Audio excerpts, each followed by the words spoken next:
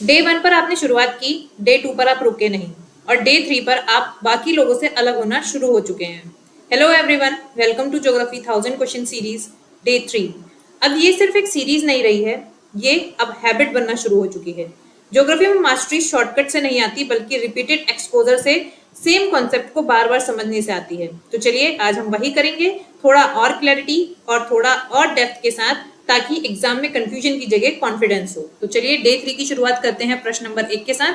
प्रश्न नंबर 1, जोजिला पास किसे जोड़ता है? देखिए दर्रे जो है वो हर एग्जाम के लिए बहुत ज्यादा इंपॉर्टेंट माने जाते हैं। ठीक है, आपको दर्रों के बारे में पता होना चाहिए, क्योंकि 1 या 2 प्रश्न जो है हर एग्जाम में पूछ लिया जाता है दर्रों से। ठीक है, तो जोजिला पास यानी दर्रा किसे जोड़ता है? कश्मीर और तिब्बत, नेपाल और तिब्बत, लेह और करगिल या लेह और श्रीनगर? तो इसका सही आंसर है आपका ऑप्शन नंबर डी, यानी कि लेह और श्रीनगर। जोजिला जो पास है, जोजिला दर्रा जो है वो लेह और श्रीनगर को जोड़ता है। ठीक है, और ये कहाँ पर स्थित है? लेह में स्थित है, सॉरी लद्दाख में स्थित है, लद्दाख में स्थित है। ठीक है, चलिए बढ़ते हैं अगले प्रश्न की ओर। तिब्बत के साथ सिक्किम को जोड़ने वाली भारत चीन सीमा पर कौन सा दर्रा है? रोहतांग, नाथुला, खरदंगला या बनिहाल? तो इसका सही आंसर है आपका ऑप्शन नंबर बी, यानी कि नाथुला। नाथुला दर्रा जो है वो सिक्किम राज्य को तिब्बत के साथ जोड़ता है। ठीक है, ये भारत चीन की सीमा पर स्थित दर्रा है। ठीक है, इसको जो है 1962 में 1962 के युद्ध के बाद जो है इसे बंद कर दिया गया था, लेकिन 2006 में इसे फिर से चालू कर दिया गया व्यापार की दृष्टि से, यानी कि व्यापार चलाने के लिए इसको 2006 में फिर से चालू कर दिया गया था। ठीक है, चलिए बढ़ते हैं अगले प्रश्न की ओर। शिपकिला दर्रा हिमालय की किस घाटी में स्थित है? नाभा घाटी, चंद्रा घाटी, कुल्लू घाटी या सतलज घाटी? तो इसका सही आंसर है आपका ऑप्शन नंबर डी, यानी कि सतलज घाटी में। ठीक है, शिपकिला दर्रा जो है वो हिमाचल प्रदेश के किन्नौर जिले में स्थित है, जो कि सतलज नदी के जो सतलज नदी है वो इसी दर्रे के थ्रू भारत में आती है। चलिए बढ़ते हैं अगले प्रश्न की ओर। रोहतांग दर्रा भारत के किस राज्य में स्थित है? हिमाचल प्रदेश, जम्मू कश्मीर, उत्तराखंड या सिक्किम? तो इसका सही आंसर है आपका ऑप्शन नंबर ए, यानी कि हिमाचल प्रदेश। रोहतांग दर्रा जो है वो हिमाचल प्रदेश में स्थित है। ठीक है, चलिए बढ़ते हैं अगले प्रश्न की ओर। एशिया की दूसरे सबसे बड़ी मीठे पानी की झील कौन सी है जो जम्मू कश्मीर में स्थित है? पुलिकट, डल, कौसर या वुलर? तो इसका सही आंसर है आपका ऑप्शन नंबर डी, यानी कि वुलर झील। चलिए बढ़ते हैं अगले प्रश्न की ओर। मैकगॉड जलप्रपात किस राज्य में स्थित है? केरल, तमिलनाडु, मेघालय या कर्नाटका? तो इसका सही आंसर है आपका ऑप्शन नंबर डी, यानी कि कर्नाटका। मैकगॉड जलप्रपात जो है वो कर्नाटका की बेदती नदी पर स्थित है। ठीक है, कर्नाटका की बेदती नदी पर स्थित है। चिल्का झील किस डेल्टा के दक्षिण की ओर स्थित है? बैतरन डेल्टा, ब्राह्मणी डेल्टा, बुकबलंगा डेल्टा या महानदी डेल्टा? तो इसका सही आंसर है आपका ऑप्शन नंबर डी, यानी कि महानदी डेल्टा। चिल्का झील जो है वो उड़ीसा के तट पर स्थित है। अगर आपने भारत का नक्शा ध्यान से देखा है तो जब आप ओडिशा का नक्शा देखेंगे, यानी कि ओडिशा का कोस्ट लाइन देखेंगे, तो वहां पर इस तरीके की एक झील आपको देखने के लिए मिलेगी। यही जो है चिल्का लेक है। अगर आपने नहीं देखा है तो आज ही देखना, इंडिया का मैप खोल के जब आप उड़ीसा का मैप देखोगे, यानी कि उड़ीसा की कोस्ट लाइन देखोगे, तो वहां पर आपको एक छोटा सा सर्कुलर फॉर्मेशन दिखेगा, वही जो है चिल्का लेक है। ठीक है, और ये महानदी जो डेल्टा है उसके दक्षिण में स्थित है। ठीक है, चलिए बढ़ते हैं अगले प्रश्न की ओर। निम्नलिखित में से कौन सी झील मणिपुर में स्थित है? भीमताल, लोकटक, मिरिक या सेचल? तो इसका सही आंसर है आपका ऑप्शन नंबर बी, यानी कि लोकटक। जो लोकटक झील है वो मणिपुर में स्थित है, और ये किस चीज के लिए प्रसिद्ध है? ये अपनी फुमडी, ठीक है, फुमडी के लिए प्रसिद्ध है। अब आप पूछेंगे कि फुमडी क्या होता है? तो फुमडी जो होते हैं वो होते हैं तैरते हुए द्वीप, यानी कि छोटे छोटे जो है इसके ऊपर द्वीप जो है देखने के लिए मिलते हैं, जिसके लिए बहुत ज्यादा प्रसिद्ध है। चलिए बढ़ते हैं अगले प्रश्न की ओर। चिल्का झील भारत के किस राज्य में स्थित है? पश्चिम बंगाल, आंध्र प्रदेश, उड़ीसा या तमिलनाडु? अभी अगर आपने पिछले क्वेश्चन को ध्यान से पढ़ा था तो उसमें हमने बात करी थी कि जो चिल्का लेक है वो उड़ीसा के दक्षिणी छोर पर स्थित है, जो महानदी डेल्टा है उसके दक्षिणी छोर पर स्थित है। चलिए बढ़ते हैं अगले प्रश्न की ओर। भारत की सबसे बड़ी खारे पानी की झील कौन सी है? डल झील, चिल्का झील, वुलर झील, डिडवाना झील। तो इसका सही आंसर है आपका ऑप्शन नंबर बी, यानी कि चिल्का झील। चिल्का झील जो है वो भारत की सबसे बड़ी खारे पानी की झील है। मूक घाटी यानी कि साइलेंट वैली कहां पर स्थित है? केरल, बिहार, महाराष्ट्र या त्रिपुरा। तो इसका सही आंसर है आपका ऑप्शन नंबर ए, यानी कि केरल। साइलेंट वैली जो है एक नेशनल पार्क भी है जो कि पलक्कड़ पलक्कड़ जिले में स्थित है। ठीक है, पलक्कड़ जिले में स्थित है। किसके? केरल के पलक्कड़ जिले में स्थित है, जो एक नेशनल पार्क भी है। चलिए बढ़ते हैं अगले प्रश्न की ओर। थोसेघर वाटरफॉल किस राज्य में स्थित है? महाराष्ट्र, कर्नाटका, उड़ीसा या मध्य प्रदेश। तो इसका सही आंसर है ऑप्शन नंबर ए, यानी कि महाराष्ट्र में स्थित है। महाराष्ट्र के सतारा जिले में स्थित है और बहुत ही अच्छा टूरिज्म सेंटर भी है। ठीक है, बहुत ज्यादा टूरिस्ट यहाँ इसको देखने के लिए आते हैं। कहाँ पर है? सतारा जिले में। चलिए बढ़ते हैं अगले प्रश्न की ओर। ब्रह्मपुत्र को तिब्बत में किस नाम से जाना जाता है? पद्मा, जमुना, सांगपो या मेघना। तो इसका सही आंसर है आपका ऑप्शन नंबर सी, यानी कि सांगपो। आपको पता है कि ब्रह्मपुत्र जो है वो 3 देशों में जो है अपना रास्ता बनाती है। सबसे पहले तिब्बत से शुरू होती है। ठीक है, सबसे पहले तिब्बत से शुरू होती है, जहां पर इसको क्या कहा जाता है? इसको सांगपो कहा जाता है। क्या कहा जाता है? सांगपो कहा जाता है। ठीक है, उसके बाद ये भारत में आती है। ठीक है, उसके बाद ये भारत में आती है। भारत में इसको क्या कहा जाता है? ब्रह्मपुत्र कहा जाता है। ठीक है, ब्रह्मपुत्र कहा जाता है। इसके बाद इंडिया के बाद ये जाती है आपका बांग्लादेश। ठीक है, कहा जाती है? बांग्लादेश। और बांग्लादेश में से क्या कहा जाता है? बांग्लादेश में से कहा जाता है पद्मा। ठीक है, बांग्लादेश में से क्या कहा जाता है? पद्मा कहा जाता है। चलिए बढ़ते हैं अगले प्रश्न की ओर। भारत में स्थित तैरता हुआ राष्ट्रीय उद्यान कौन सा है? केवलादेव, मानस, कायबुल लामजो या सुंदरवन। देखो अभी हमने बात करी थी जो लोकटक झील है, लोकटक झील के बारे में बात करी थी ना। कहाँ पर है? मणिपुर में है। ठीक है, और उसमें हमने क्या पढ़ा था? उसमें हमने पढ़ा था किसके बारे में? तैरते हुए द्वीपों के बारे में। तैरते हुए द्वीपों के बारे में। ठीक है, द्वीपों के बारे में। तो उनमें से तैरता हुए द्वीपों में से एक जो है क्या है? राष्ट्रीय उद्यान जो है उसको दिया गया है, उसको ये टाइटल दिया गया है राष्ट्रीय उद्यान का। तो हमने पढ़ा था किसके बारे में? मणिपुर के बारे में। ठीक है, मणिपुर में है लोकटक झील। उसमें तैरते हुए द्वीप देखने के लिए मिलते हैं। तो उनमें से एक द्वीप को जो है राष्ट्रीय उद्यान की संज्ञा दी गई है। तो वो उसका नाम क्या है? कायबुल लामजो। ठीक है, कायबुल लामजो। चलिए बढ़ते हैं अगले प्रश्न की ओर। और ये सिर्फ भारत में ही नहीं बल्कि दुनिया में स्थित एकमात्र तैरता हुआ राष्ट्रीय उद्यान है। ठीक है, पूरे वर्ल्ड में कहीं पे भी ऐसा आपको तैरता हुआ राष्ट्रीय उद्यान नहीं देखने के लिए मिलेगा। निम्नलिखित में से किसे बिहार का शोक कहा जाता है? गंगा, नर्मदा, यमुना या कोसी। तो इसका सही आंसर है आपका ऑप्शन नंबर डी, यानी कि कोसी। क्यों कहा जाता है इसे बिहार का शोक? क्योंकि इसमें जो ये कोसी नदी है ये आमतौर पर अपना रास्ता बदलती रहती है। रास्ता बदलने का मतलब क्या है? अपना जो फ्लोइंग पैटर्न है ये चेंज करती रहती है साल दर साल। ठीक है, तो फ्लोइंग पैटर्न चेंज करने से क्या होता है? मान लो आज ये इस तरीके से बह रही है तो कल ये इस तरीके से बहेगी। ठीक है, तो जो लोग इसके किनारों पर अपना बसेरा करते हैं उनको हर साल अपना जो है निवास स्थान बदलना पड़ता है। ठीक है, बाढ़ की वजह से। चलिए बढ़ते हैं अगले प्रश्न की ओर। अमरकंटक पठार से किस नदी का उद्गम होता है? नर्मदा, बैतरणी, ताप्ती या गोदावरी। तो इसका सही आंसर है आपका ऑप्शन नंबर ए, यानी कि नर्मदा। मध्य प्रदेश में स्थित अमरकंटक पठार है जहां से नर्मदा का उद्गम होता है। ठीक है, मध्य प्रदेश में स्थित है अमरकंटक पठार जहां से नर्मदा का उद्गम होता है। भारत पाकिस्तान के बीच 1960 में कौन सी संधि हुई थी? सिंधु जल संधि, ब्रह्मपुत्र जल संधि, यमुना जल संधि या गंगा जल संधि। देखिए अभी अगर आपने पिछला क्वेश्चन ठीक से देखा था तो ब्रह्मपुत्र जो है वो तिब्बत से निकलती है, पाकिस्तान से इसका कोई रिलेशन है नहीं। ठीक है, पहले तिब्बत, फिर इंडिया, फिर बांग्लादेश। ठीक है, इस तरीके से ये जाती है।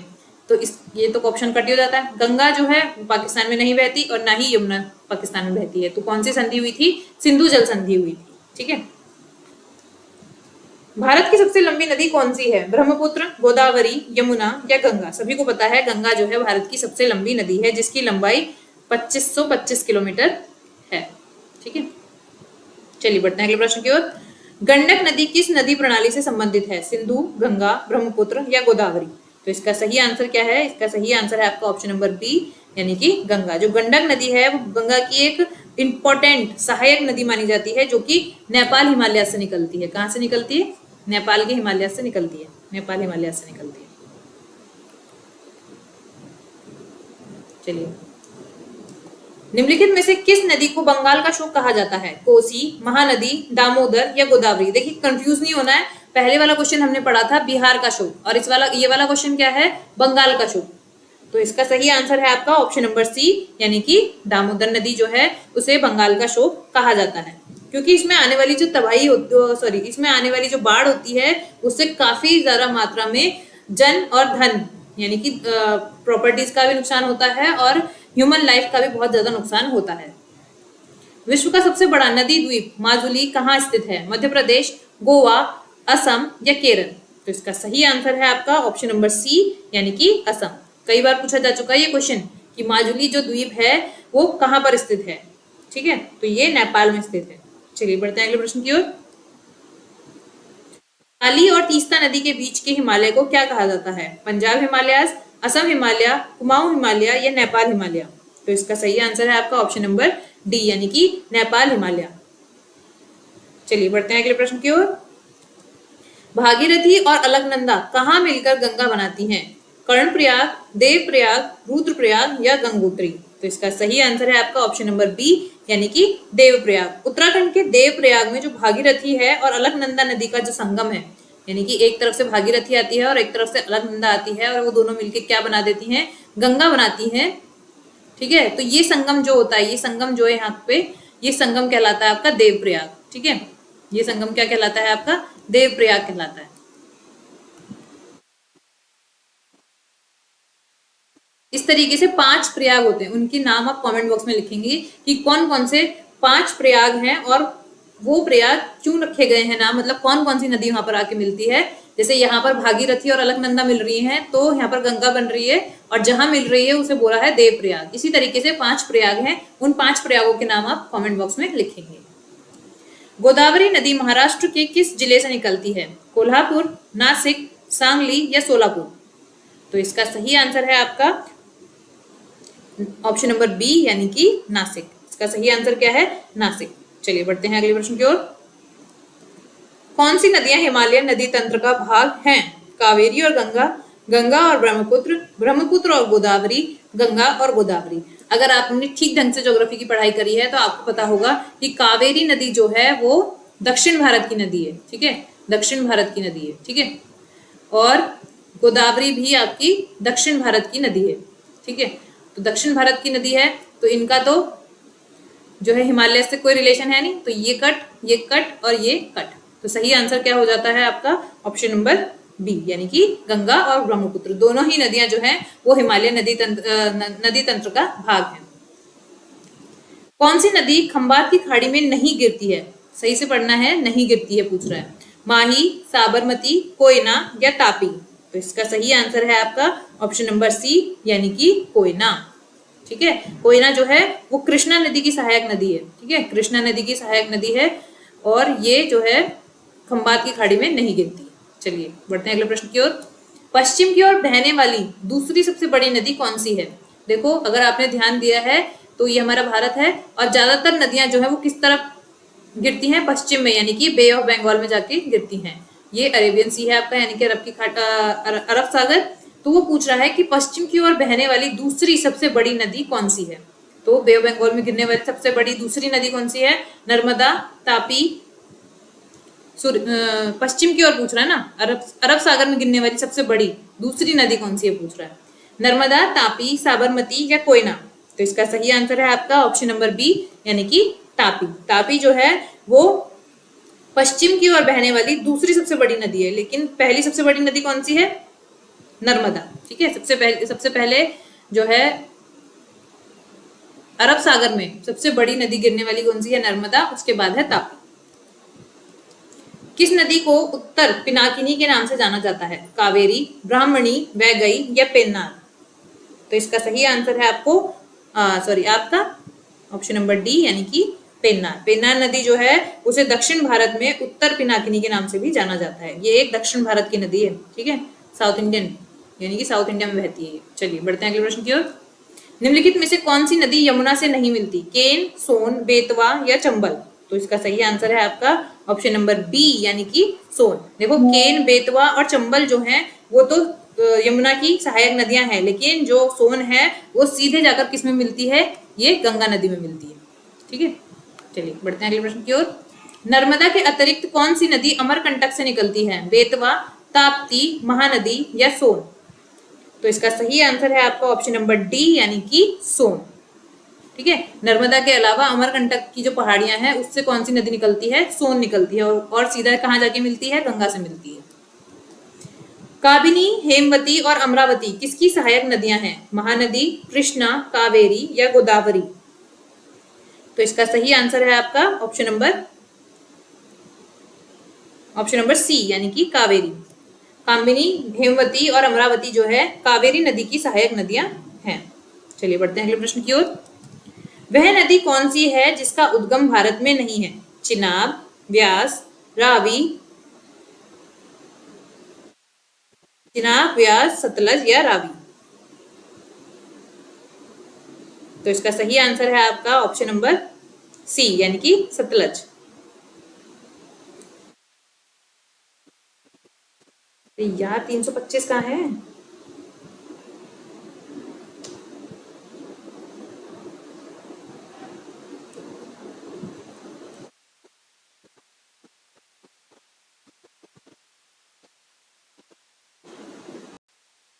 चलिए बढ़ते हैं अगले प्रश्न की ओर।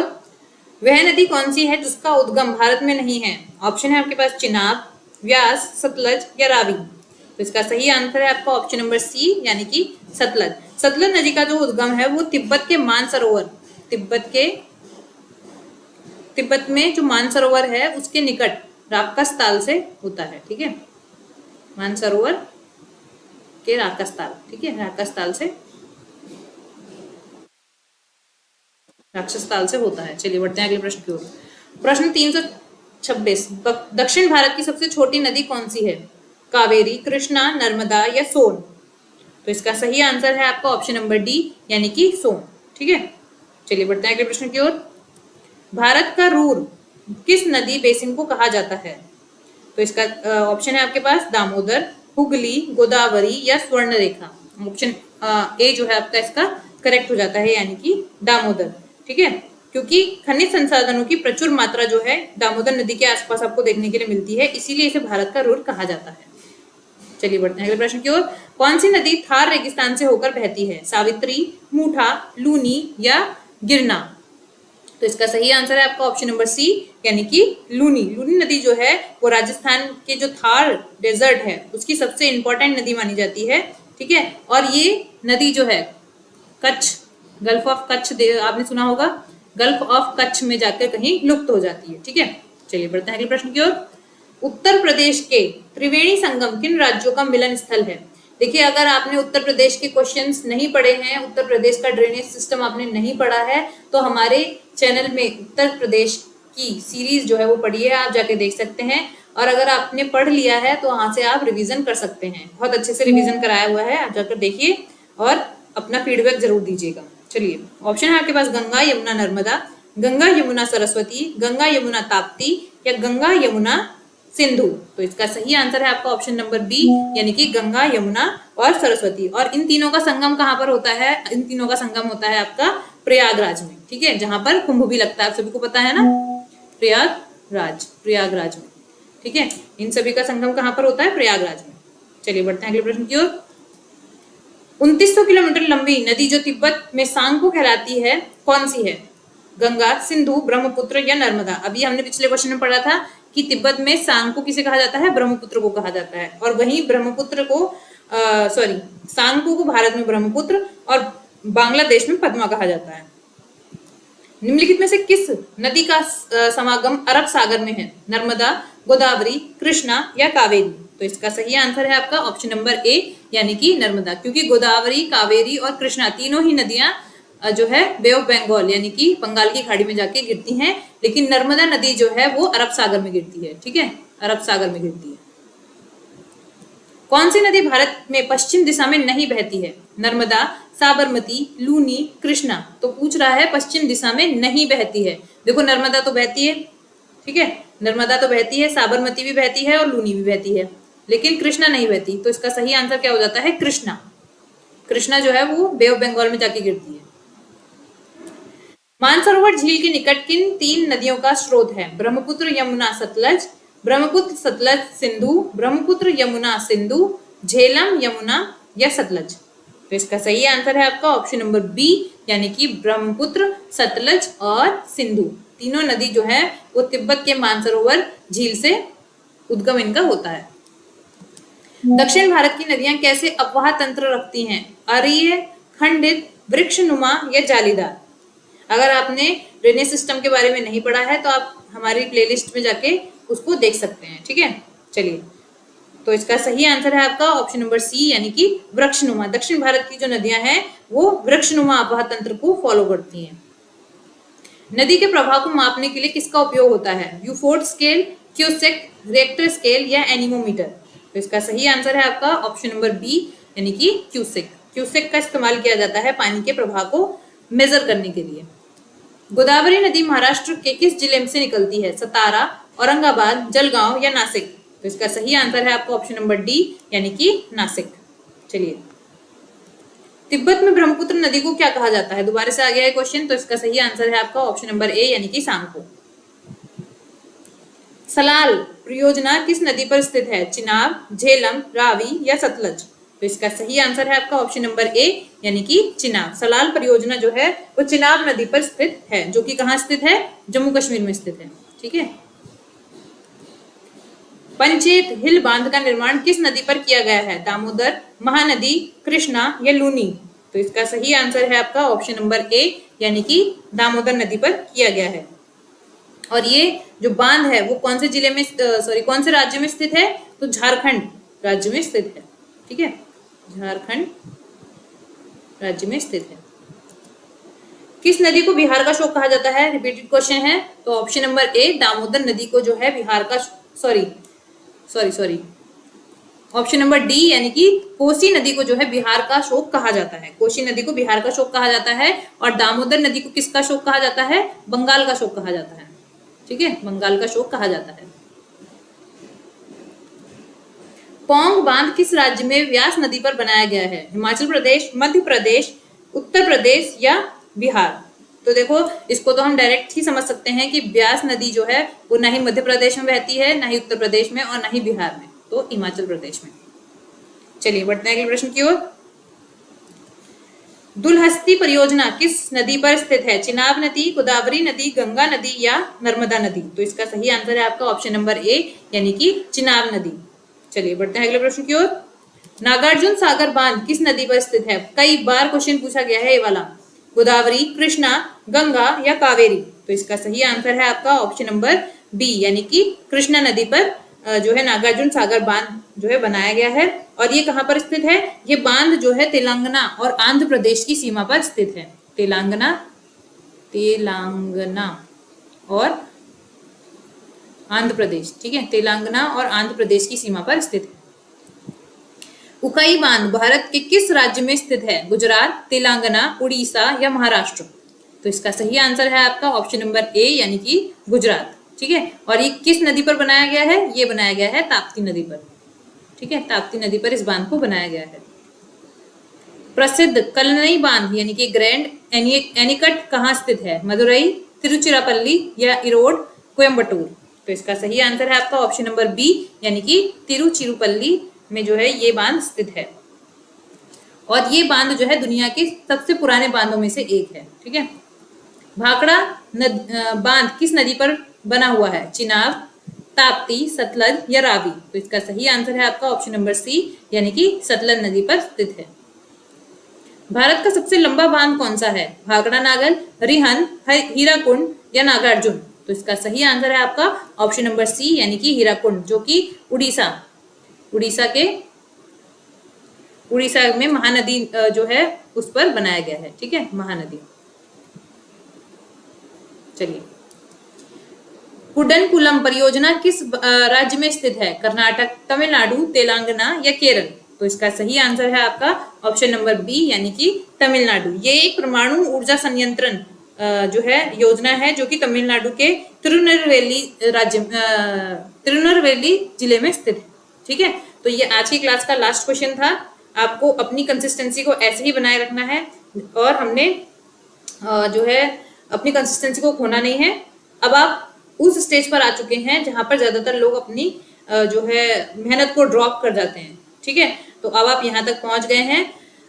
अपनी कंसिस्टेंसी को नहीं छोड़ना है, बस यही फर्क है सिलेक्शन और एवरेज में, ठीक है। यही फर्क जो है सिलेक्शन वाले स्टूडेंट्स और एवरेज स्टूडेंट्स को अलग कर देता है कि कौन कहाँ पर रुकता है और कौन अपने जो है प्रैक्टिस को चलाता रहता है। तो चलिए मिलते हैं डे 4 पर और देखते हैं कि आप अपनी कंसिस्टेंसी को और कितना दूर ले जा सकते हैं। चलिए, थैंक यू वेरी मच। और जो भी क्वेश्चन आपको वीडियो में पूछे गए हैं वो सारे भी क्वेश्चंस आपको कमेंट बॉक्स में जरूर रखने हैं, ठीक है। और अपने फ्रेंड्स के साथ शेयर करनी है वीडियो और लाइक सब्सक्राइब करना नहीं भूलना है, ठीक है। लाइक सब्सक्राइब करना नहीं भूलना है। Thank you very much guys.